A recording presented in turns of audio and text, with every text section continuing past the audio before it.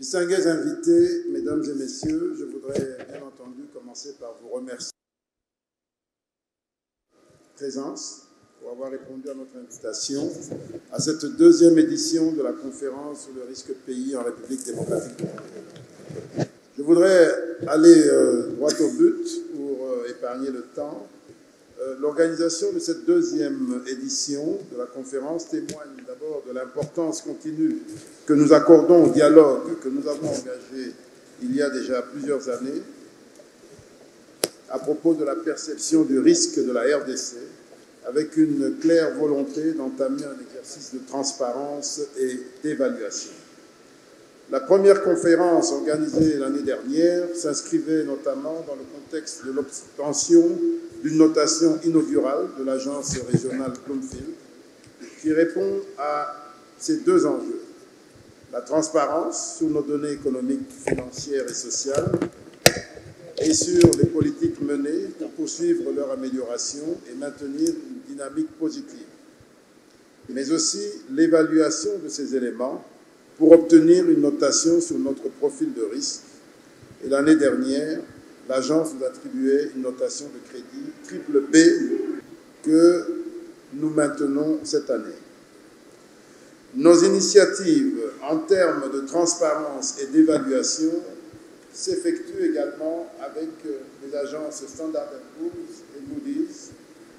Cette dernière, c'est-à-dire Moody's, a en décembre 2022 rehaussé la notation de notre crédit en monnaie étrangère à long terme de CA1 à B3, reconnaissant les réformes structurelles menées par notre gouvernement ainsi que le renforcement de la position extérieure du pays.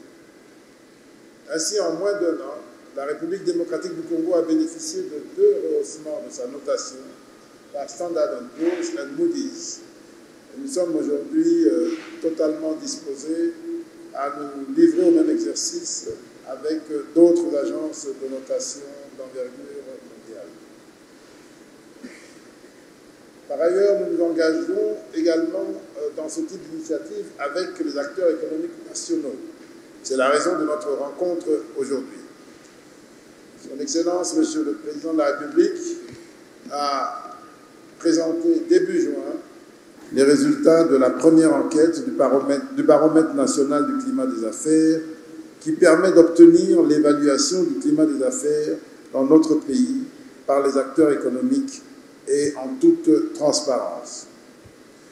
C'est aussi un outil d'évaluation qui permettra au fur et à mesure des éditions de mesurer l'impact des réformes menées pour améliorer le climat des affaires dans notre pays. Enfin, toujours sous l'égide du Président de la République, nous multiplions les initiatives pour promouvoir notre économie auprès des investisseurs. En septembre 2023, dans quelques mois, sera organisé ici à Kinshasa un forum sur les investissements dans la chaîne des valeurs agricoles en collaboration avec la Société financière internationale et la Banque africaine de développement afin d'échanger avec des entreprises privées de la République démocratique du Congo et du reste du monde, les institutions financières ainsi que les partenaires multilatéraux et bilatéraux sur les actions à entreprendre pour transformer effectivement notre potentiel agro-industriel à travers des projets concrets et viables, susceptibles de renforcer la sécurité alimentaire dans le pays, créer des emplois et contribuer à la croissance de l'économie. Cette conférence, qui sera pilotée par le ministre de l'Agriculture ici présent, s'inscrit dans le cadre d'un riche dialogue avec l'ensemble des acteurs économiques actuellement ou potentiellement impliqués en République démocratique du Congo.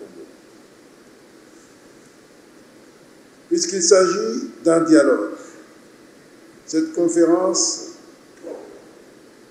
celle d'aujourd'hui, est également pour moi l'occasion de m'exprimer à propos du risque pays produit par les équipes Bloomfield pour l'année 2023. Je voudrais ainsi faire quelques commentaires globaux sur les résultats du risque pays à la suite de la présentation faite par M. Stanislas Zézé. Tout d'abord, je tiens à remercier les équipes Bloomfield pour ce rapport riche. Je constate donc avec satisfaction que la note globale attribuée dans le rapport est de 5,5, en amélioration par rapport au 5,1 attribué en 2022. Et je voudrais noter que ce progrès illustre les efforts menés par le gouvernement de la République, conduit par son Excellence, Monsieur le Premier ministre Jean-Michel Sama Lukonde, pour renforcer l'économie congolaise de manière transversale. Et 3 des 5 sous-scores ont bénéficié d'une amélioration. Tout d'abord, le score de performance économique est en nette hausse. Je le note avec satisfaction et sans grande surprise. Il s'agit bien entendu de la croissance réelle du PIB qui a atteint 8,9% en 2022 contre une prévision initiale de l'ordre de 6,4%, faisant de notre économie l'une des plus dynamiques du continent. Et en parallèle, une accumulation continue des réserves par la Banque centrale permettant de renforcer la stabilité économique.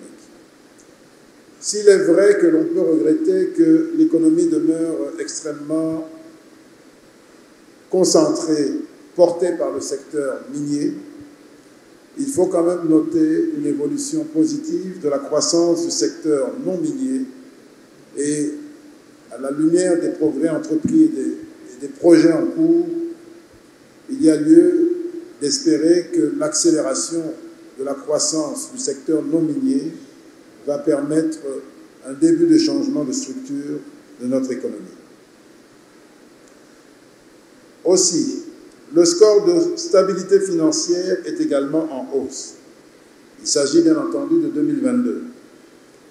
Notre ministère et la Banque centrale du Congo travaillent ensemble pour améliorer l'inclusion financière et la Banque centrale du Congo renforce sa supervision bancaire et ses capacités d'analyse, effort qui s'accompagne de la mise en place d'un cadre réglementaire et financier propice à la stabilité de notre système financier. Ainsi, pour 2022, le taux de change est demeuré stable, la politique monétaire a été prudente, l'inflation, quoique supérieure aux prévisions initiales, est demeurée inférieure à la moyenne du continent et le secteur bancaire a montré des signes de solidité, comme cela a été dit tout à l'heure. Je répète, je parle de 2022, nous sommes en 2023, on fera le bilan de 2023 l'année prochaine. Enfin, je me réjouis, au nom de mon ministère, de constater une amélioration du score attribué à la gestion des finances publiques.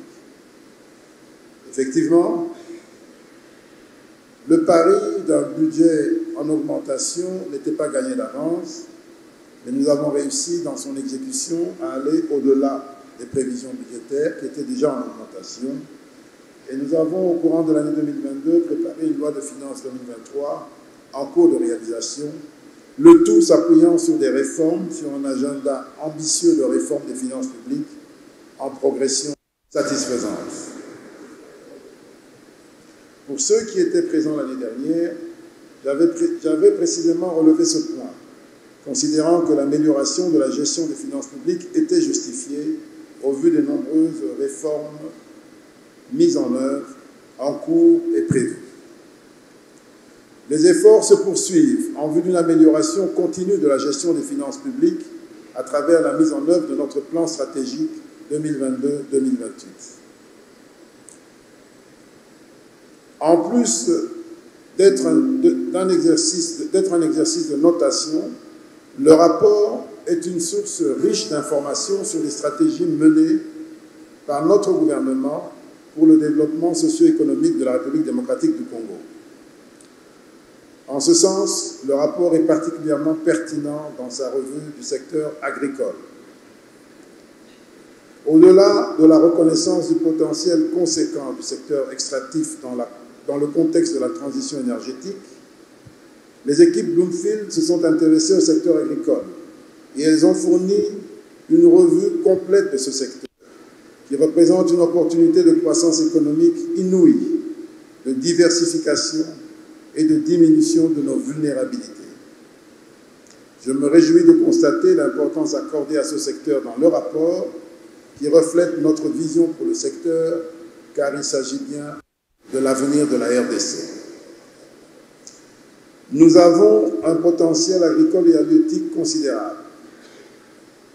Complètement aménagées, nos terres permettraient de nourrir près de 2 milliards de personnes, si pas plus. Mais il est effectivement regrettable de constater que 90% au moins de nos produits de consommation agro-industrielle les plus courants sont d'origine importée. Nous avons donc des efforts à mener pour exploiter ce potentiel et ainsi répondre aux défis de l'insécurité alimentaire en augmentant l'investissement et la productivité de notre agriculture. Enfin, nous avons un plan pour répondre à ces défis. Le pacte pour l'alimentation et l'agriculture, dont je suis sûr, nous aurons grandement l'occasion d'en parler aujourd'hui. Mais il ne s'agit pas que d'un plan, d'une théorie. Nous sommes également engagés dans l'action, à travers des projets structurants, transformateurs. Je voudrais en évoquer quelques-uns. Un investissement conduit par l'État en partenariat avec un groupe d'envergure mondiale, le groupe Arise, au sein duquel un PPP a été mis en place, dont 40% du capital appartiennent à la République démocratique du Congo. Avec le partenaire Arise, sera érigée, est en cours d'érection, une zone d'activité industrielle dans Kinmalebo de 575 hectares qui sera alimentée principalement par le courant de Zongo avec dans un premier temps une offre de 44 MW qui seront renforcées par le parc solaire de Menkao qui est également en cours de mise en œuvre. Cette zone d'activité industrielle aura pour focus d'abord la transformation du bois, mais aussi la substitution des importations. Elle sera mise en œuvre à travers un projet d'investissement de 230 millions de dollars, pourra créer 8 000 emplois directs et pourra susciter 2 milliards d'investissements qui seront logés dans cette zone. Un autre projet important en cours est la réhabilitation de la voie ferrée Matadi-Kinshasa pour un coût de 600 millions de dollars qui vise à faire passer notre capacité de transport de 180 000 tonnes actuelles à 1,5 million de tonnes dans les 2 ans qui vont suivre et 3 millions de tonnes dans les 5 ans. Il s'agit d'un projet essentiel pour réduire les coûts de transactions et les coûts de logistique dans notre pays et permettre d'améliorer le climat des affaires et la compétitivité générale de notre pays. Dans le même cadre est prévue une extension jusqu'à Banana où, comme vous le savez, la construction du port en eau profonde de Banana est en cours. Le début des travaux concernant la modernisation de la voie ferrée Matadi-Kinshasa est prévu pour décembre de cette année ou au plus tard janvier de l'année prochaine. Et pour votre information, les locomotives sont déjà achetées en cours d'acheminement dans notre pays. D'autres projets sont en cours d'étude, toujours avec le même groupe dans le cadre du même partenariat. Une zone économique spéciale visant la transformation des minerais dans le Katanga, un parc agro-industriel au Congo central et la relance du parc de Bukanga-Lonzo, ainsi qu'un projet de parc agro-industriel de Gandajika en partenariat avec l'État dans le cadre d'un financement de la Banque africaine de développement déjà en cours. Je voudrais citer un autre exemple pour montrer que nous sommes dans l'action. C'est un exemple porté par le groupe MES qui doit être dans la salle et qui aura l'occasion de prendre la parole plus tard. Un groupe qui se distingue de parce qu'il produit Il a une capacité de production de 15 à 16 000 tonnes de maïs annuel sur 2000 hectares. Ce groupe détient aujourd'hui la minoterie la plus importante du pays et je crois même de la sous-région, de 10 000 tonnes de maïs par mois. Un projet qui a été mis en œuvre dans notre pays, un projet exemplaire qui a coûté 90 millions de dollars avec une partie financée par la SFI et qui aujourd'hui est en train d'arriver à maturité, c'est-à-dire à la fin du remboursement des bailleurs. Le même groupe est en train de développer, au moment où nous parlons, une extension à travers une provenderie qui pourrait lui permettre de passer de 200 000 œufs par jour à 500 000 à travers l'extension de sa production d'œufs pour un marché au Katanga qui se chiffre à environ 1 million d'œufs par jour. Ce projet s'inscrit dans la logique de la substitution des importations. C'est un projet en cours, un projet qui se développe aujourd'hui au moment où nous parlons et qui montre que le changement est possible. Nous pouvons relever les défis qui ont été mentionnés dans le rapport. Mieux, nous sommes en train de les relever. Dans le même esprit, pour sortir de cette spécialisation minière, le gouvernement est clairement engagé dans ce qu'on a appelé la diversification transversale au sein du secteur minier. Et le même groupe MES est aujourd'hui vient de lancer une usine de production de câbles électriques en cuivre avec une capacité actuelle de 60 km de câbles par mois qui sera bientôt portée à 200 km de câbles par mois. Le groupe produit également des poteaux électriques, des transformateurs, des anodes avec le recyclage des batteries. Il s'agit là de quelques exemples que j'ai souhaité reprendre ici pour montrer que la marche est en cours, l'ambition n'est pas faite que de vœux pieux, mais elle est accompagnée d'actions et définitivement, nous espérons pouvoir avoir l'opportunité de nous retrouver l'année prochaine pour comptabiliser les progrès qui auront été faits à cet égard en ce qui concerne la diversification de notre économie. Mais je ne peux m'empêcher de relever et de reconnaître que cette diversification, que cette substitution des importations fait face à la difficulté de faire des affaires dans notre pays, au coût des facteurs, au coût de la logistique, au coût de la justice, au coût de l'administration. Tout cela sont des obstacles à l'investissement. Voilà pourquoi je salue d'ailleurs la présence ici du président du Conseil constitutionnel, qui va certainement avoir à nous entretenir sur ce qui est en cours de ce point de vue-là, car nous savons tous combien la question de la justice est essentielle, pas seulement pour le climat des affaires, mais pour la paix, pour le développement et pour toute la vie de notre nation. S'agissant de la réforme des finances publiques, notre stratégie de réforme est une réforme ambitieuse, comme je l'ai dit. Et nous la mettons en œuvre de manière déterminée. Que nous sommes en charge de conduire cette politique en multipliant les réformes, notamment pour améliorer la gouvernance budgétaire, avec mon collègue le ministre d'État, ministre du Budget, notamment avec la signature récente du décret sur la gouvernance budgétaire qui a été élaboré avec l'assistance technique du FMI, la création et l'opérationnalisation effective de la Direction générale du Trésor et de la comptabilité publique et la production, la déclaration sur les risques budgétaires.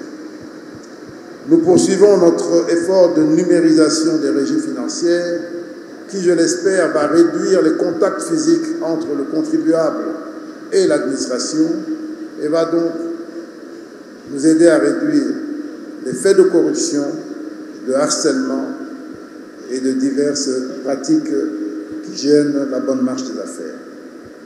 Nous avons déployé le logiciel Logirad après celui Isis Régis ou encore Gésimpo. Et nous avons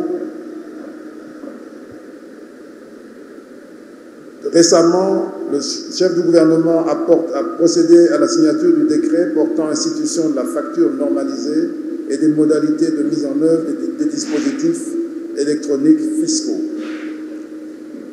La gestion des investissements publics avec la production du projet de décret sur la gestion des investissements publics, une feuille de route sur le renforcement de la gouvernance des investissements et la signature d'un arrêté portant modification de l'organisation et du fonctionnement de la cellule de suivi des projets et programmes du ministère des Finances sont également des éléments importants pour améliorer l'efficacité et l'efficience dans la mise en œuvre de nos investissements publics qui sont essentiels pour attraper le retard dans les infrastructures et dans d'autres secteurs.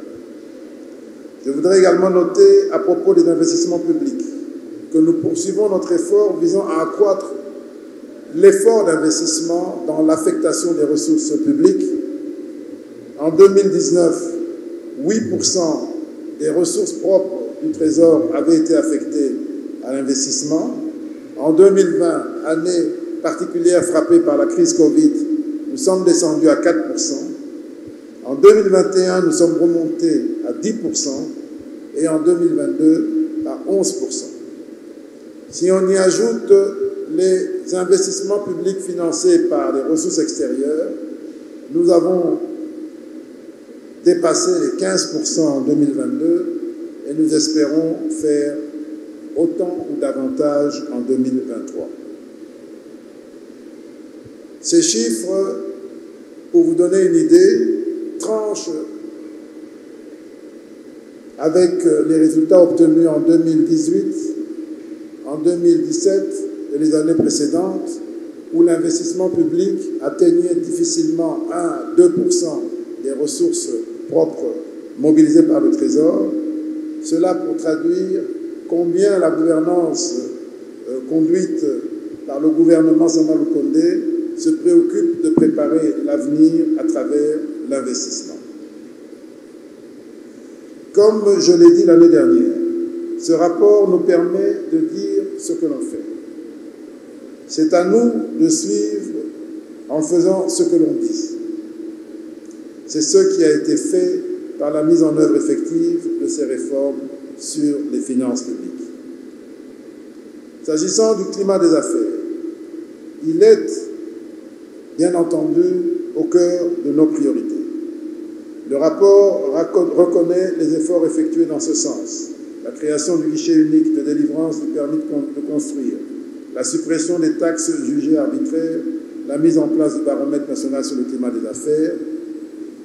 Et il s'est toutefois de rappeler que Son Excellence, Monsieur le Président de la République, n'a jamais cessé de marteler l'importance de son amélioration. Il l'a fait encore récemment en Conseil des ministres, en appelant à la mise en œuvre d'un plan d'urgence sur le climat des affaires, visant à mettre en œuvre, sans attendre, les réformes considérées comme prioritaires à impact positif sur l'environnement des affaires. La soutenabilité de notre endettement, reconnue par l'ensemble de nos partenaires, est soulignée dans le rapport et constitue une force certaine pour notre croissance. Cela a été clairement dit par M. Stanislas Zézé. Nous sommes à 16% du PIB en 2022. Ça nous donne des marges de manœuvre pour nous endetter sainement et utiliser cet endettement à bon escient. Voilà pourquoi nous mettons l'accent sur la réorganisation du cadre des investissements publics, parce que cela est totalement lié. Nous voulons avoir le meilleur dispositif de mise en œuvre des investissements publics, de manière à envisager une meilleure absorption des ressources qui sont arrivées à des niveaux exceptionnels. Pour vous donner une idée, nous étions à moins de 2 milliards de dollars d'investissement de la Banque mondiale, qui est un des principaux partenaires publics multilatéraux. Nous sommes aujourd'hui à 9 milliards de dollars avec ce même partenaire. Donc, bien entendu, une bonne partie a été constituée de dons, mais notre performance fait que nous sortons progressivement de la catégorie dons pour nous installer dans la catégorie des prêts concessionnels à des taux, bien entendu, exceptionnels. Nous avons le défi d'utiliser ces 9 milliards de manière efficace, pour ne parler que de la Banque mondiale, mais il y a la Banque africaine de développement et les autres partenaires. Lorsque nous parlons d'un budget de milliards de dollars, nous devons rappeler que sur ces 16 milliards, il y a 5 milliards qui doivent être dépensés des ressources que nous mobilisons des bailleurs. Raison pour laquelle nous devons accorder une attention appropriée à la manière dont nous gérons les différents projets financés par les bailleurs, parce que ça fait partie de notre performance, ça fait partie de notre budget. Nous avons, comme cela a été dit, cette aubaine de pouvoir mobiliser de la dette dans un contexte de sous-endettement et d'accroissement des ressources budgétaires.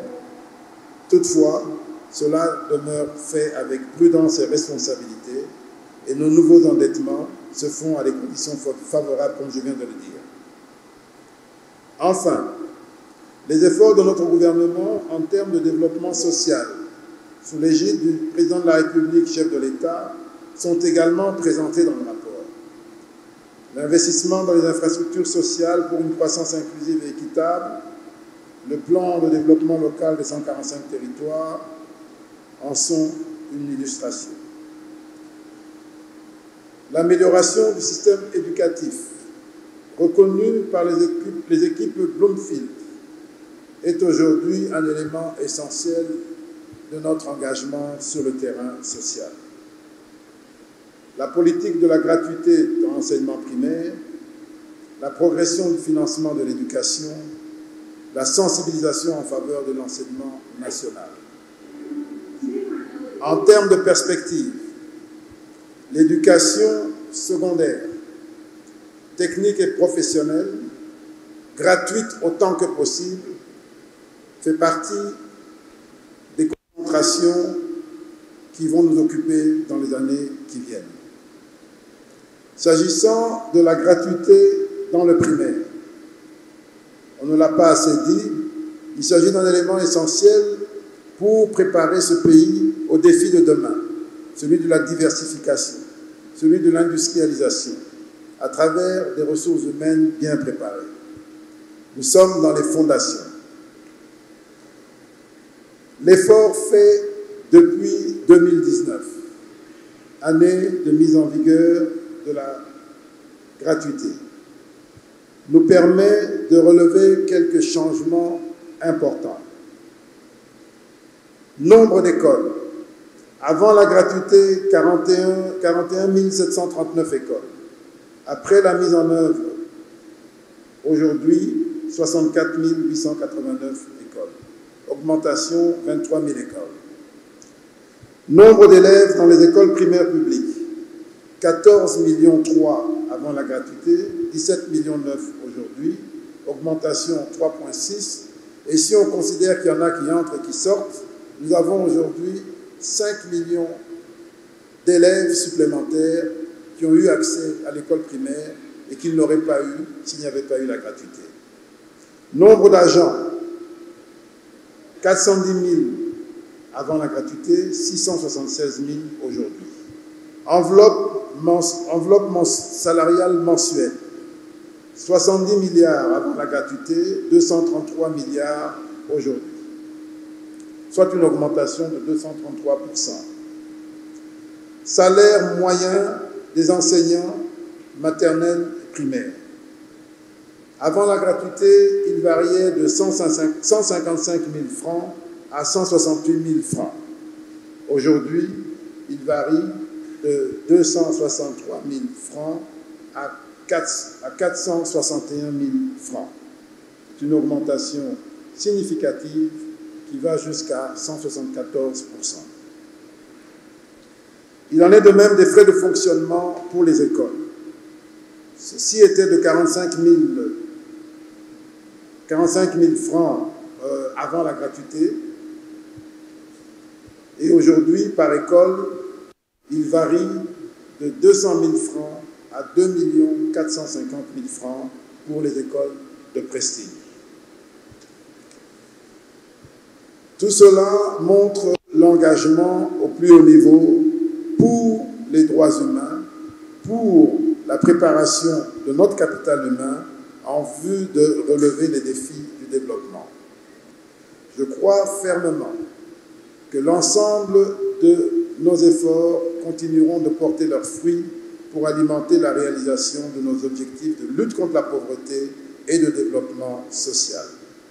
Je voudrais dire ici que lorsque l'agence Bloomfield reconnaît une amélioration, une baisse de la pauvreté, de l'incidence de pauvreté de 10% en 2022, c'est aussi le résultat de ces efforts. Sur le plan des droits humains, sans vouloir entrer dans les détails, toutes les analyses, tous les relevés faits, notamment par le Bureau de coordination des Nations Unies, indiquent très clairement une tendance à la baisse des violations diverses des droits humains, qu'elles viennent des agents publics, forces de l'ordre, police ou militaires, ou autres, depuis 2020, mais surtout 2021, de manière nette et significative, alors qu'elles n'ont cessé d'augmenter depuis 2013 en tendance jusqu'à connaître un début de baisse marqué depuis l'émergence de l'Union sacrée pour la nation. Notre pays est donc sur une dynamique très positive depuis plusieurs années, sur les plans économiques et financiers, mais également sur les plans politiques et sociaux. S'agissant des incertitudes que pourrait susciter l'approche des élections, je voudrais là également rassurer qu'à ce jour, sur le budget prévu pour l'année 2023, qui doit permettre de clôturer les élections générales de cette année, qui se tiendront cette année en décembre, 689 millions de dollars doivent être payés sur le budget de l'année. De ce montant, environ 200 millions sont des montants qui n'ont pas été payés l'année passée. À fin juin, nous aurons payé au total, donc d'ici demain, après-demain, nous aurons payé 264 millions. Et à fin juillet, nous espérons avoir payé 464 millions. Au moment où nous parlons, près de 44 millions d'électeurs ont été enrôlés en respect des délais annoncés. Depuis dimanche dernier, le corps électoral a été convoqué pour les élections qui se tiendront, pour un scrutin qui se tiendra le 20 décembre de l'année en cours. Cette année sera l'occasion de prouver la poursuite de cette dynamique positive avec des élections tenues conformément aux échéances électorales annoncées. Je crois donc que le rapport de l'année prochaine verra une amélioration de notre score socio-politique. Bien entendu, les risques, il en demeurera toujours. Mais ce qui est important, c'est d'être ferme et déterminé dans l'action que nous menons pour mitiger ces risques et préparer l'avenir. Je voudrais ensuite apporter ma vision et quelques compléments sur quelques points restants du rapport, mais tout en restant extrêmement bref. D'abord, l'importance du développement durable comme pièce de notre stratégie de développement. Oui, effectivement, notre pays est un pays solution grâce à nos minerais, grâce à notre potentiel halieutique, grâce à notre potentielle puissance énergétique, notre capacité de stockage du carbone qui est inégalée grâce à nos forêts, et nous agissons dans ce sens. Concernant la décarbonisation de notre énergie, nous sommes totalement engagés pour non seulement produire les minerais que nous avons, mais également nous voulons les transformer localement. Concernant l'énergie, les grands projets de production énergétique font l'objet d'une attention soutenue du gouvernement. Et concernant notre capacité de stockage de carbone, nous sommes en train de mettre en ordre notre cadre réglementaire lié à ce type d'activité et notamment à la mobilisation des crédits carbone. Et pour votre information, sous l'égide de la ministre d'État, ministre de l'Environnement, une première opération de crédit carbone à un prix de 17 $ la tonne a été finalisée récemment et nous permettra d'entrer pleinement dans la logique de valorisation de notre potentiel à cet égard. S'agissant de la diversification du secteur des mines, je crois que l'essentiel a été dit. La transformation locale de nos minerais, en particulier le projet de production des précurseurs de cathode en RDC, qui fera certainement l'objet de nombreuses discussions dans la période qui va suivre de notre conférence.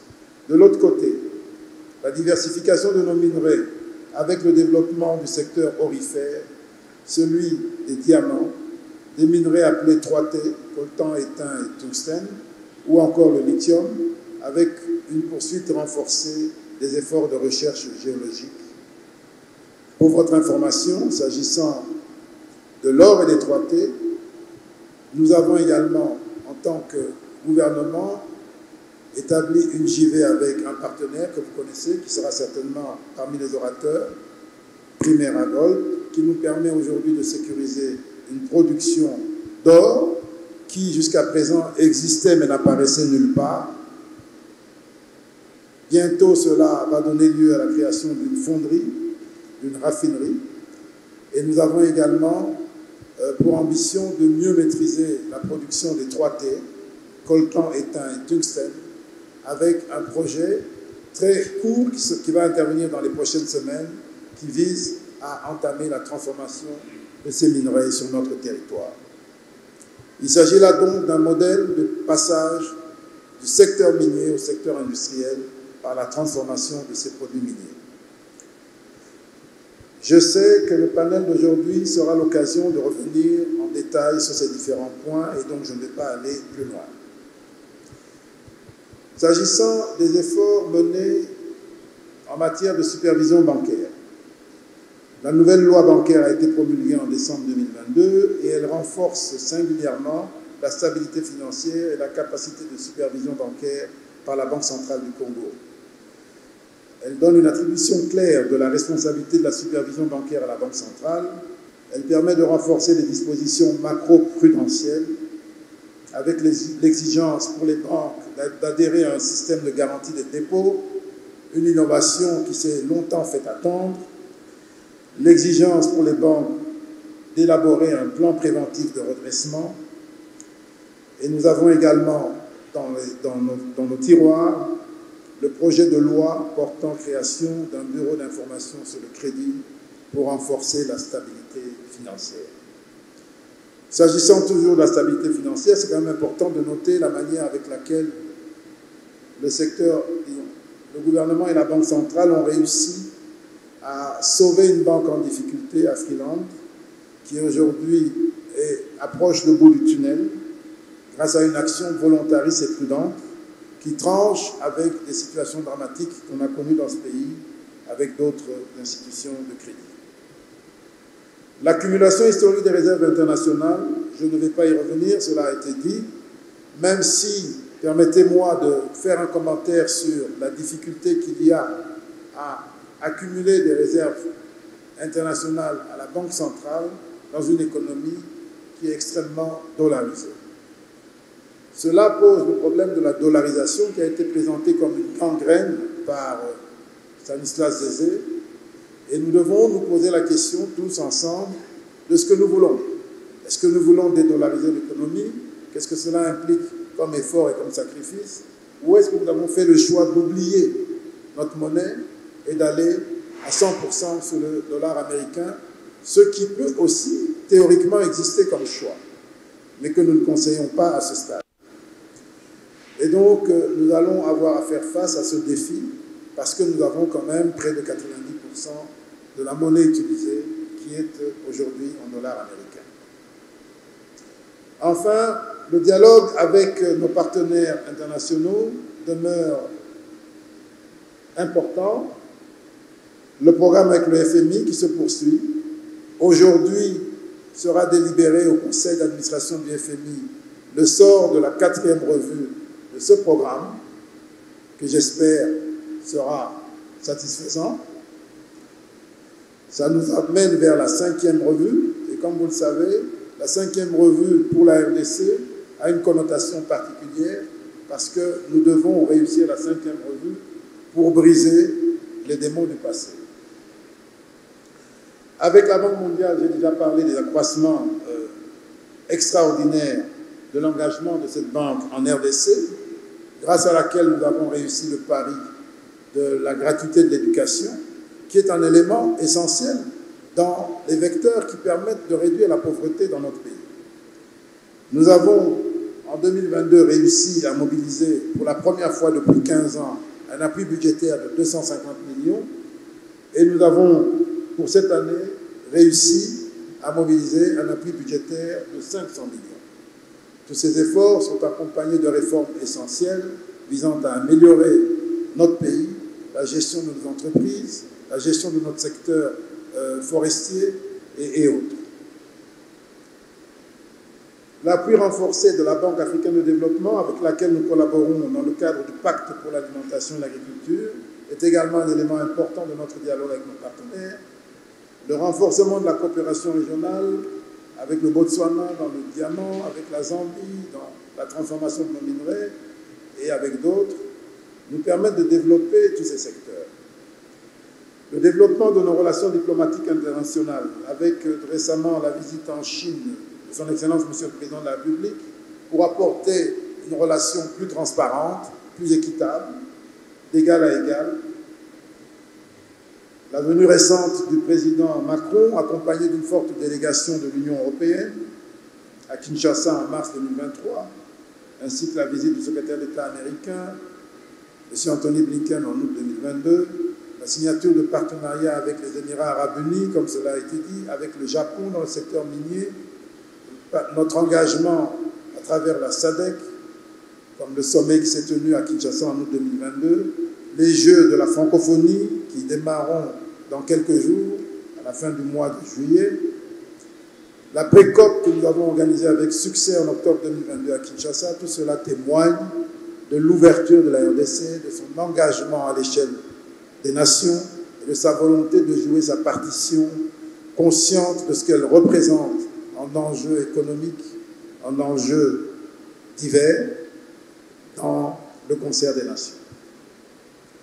En conclusion, je voudrais dire que notre pays demeure sur une dynamique positive et le rapport risque-pays a su le montrer en faisant ressortir une partie importante des richesses de notre pays, de nos réussites, mais aussi de nos défis.